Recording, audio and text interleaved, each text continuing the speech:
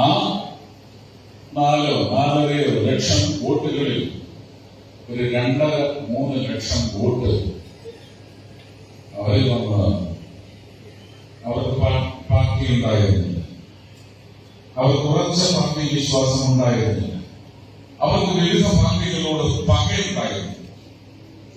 അവരെല്ലാവരും കൂടി ഒത്തുചേർന്നതാണ് ഈ ഘനത്തിലുള്ള ഒരു പ്രഹരം. എതിരിലെ 2 കക്ഷികൾക്കും നമുക്ക് ഏറ്റവും വലിയ ഒരു ആശ്ലേഷം നമ്മുടെ ഈ വിജയത്തിലൂടെ തൃശൂർ ജനത ഒരുപക്ഷെ പ്രാർത്ഥനയ്ക്ക് ശക്തി ഉണ്ടെങ്കിൽ കേരളത്തിലെ മലയാളികൾ മാത്രമല്ല, ഇന്ത്യയിലെ മലയാളികൾ മാത്രമല്ല, ലോകത്തെ മലയാളികൾ മാത്രമല്ല, കേരളത്തിന്റെ ദുരവസ്ഥ അറിയാവുന്ന എല്ലാ മനുഷ്യരും പ്രാർത്ഥിച്ചു. ആ പ്രാർത്ഥനയുടെ അനിതര ഫലമാണ് നമ്മുടെ ഈ വിജയം എന്ന് മാത്രം നമ്മൾ അംഗീകരിച്ചാൽ മതി. ഇത് നമ്മുടെ വിജയമാണ്, ഈശ്വരാനുഗ്രഹം. നമ്മളതിനു വേണ്ടി പ്രവർത്തിച്ചില്ല എന്ന് പറഞ്ഞാൽ പാപമാണ്. എല്ലാവരും നല്ലതുപോലെ പണിയെടുക്കും.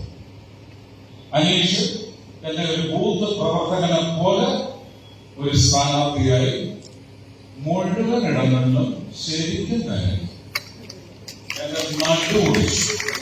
അതിനുള്ള പ്രതികാരം അടുത്ത മാസം തുടങ്ങും. ഈ അനീഷും 14 മണ്ഡലങ്ങളിലെ ഭാരവാഹികളും ശരിക്കും നിരങ്ങും, നടുപൊട്ടിക്കും. ഞാൻ നടുപൊട്ടിക്കും.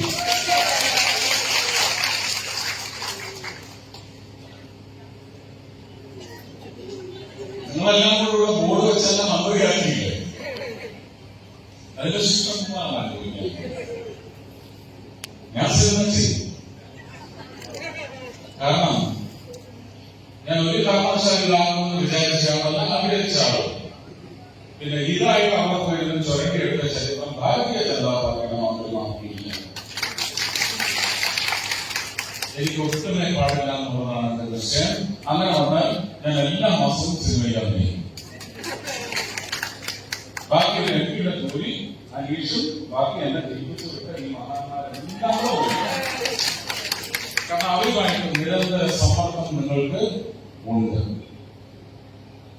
എല്ലാ നിരന്തരങ്ങളും കൊണ്ടേക്ക് അവർക്കത് കൃത്യമായിട്ട് സോൾവ് ചെയ്ത് സാങ്കേതികമായി സാധ്യതയുള്ളത് മാത്രം എന്റെ അടുത്ത് എത്തിക്കാനുള്ള കഴിവും അറിവും അവർക്ക് ഇല്ലെങ്കിൽ ഭാരതീയ ജനതാ പാർട്ടിയിൽ അവർക്ക് വർദ്ധിക്കാൻ ഒക്കത്തില്ല എന്നുള്ളത് മഹാനായ അമിത് ഷാ തന്നെ പറഞ്ഞിട്ടുണ്ട്.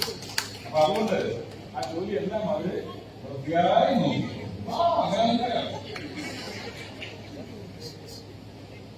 ഞാൻ ഈ മന്ത്രിപ്പണി എംപിയുടെ നിങ്ങൾക്ക് അവിടെ നിന്ന് എന്റെ വകുപ്പിലൂടെ സാധിച്ചു തരേണ്ടതുമായ കാര്യങ്ങൾ മറ്റു മന്ത്രിമാരെല്ലാം അനീഷിന്റെയും മന്ത്രിമാരാണ്. ആ വകുപ്പുകളിലേക്കുള്ളതെല്ലാം അയച്ച് കാര്യങ്ങൾ ഇനി 5 വർഷത്തേക്കല്ല, ഒരു 50 വർഷത്തേക്കുള്ള പ്രവർത്തനമാണ് ഇനി ഭാരതീയ ജനതാ പാർട്ടിയുടെ ഈ ഇരിക്കുന്നവരും നിങ്ങളെല്ലാവരും ചെയ്തു കൂട്ടണം.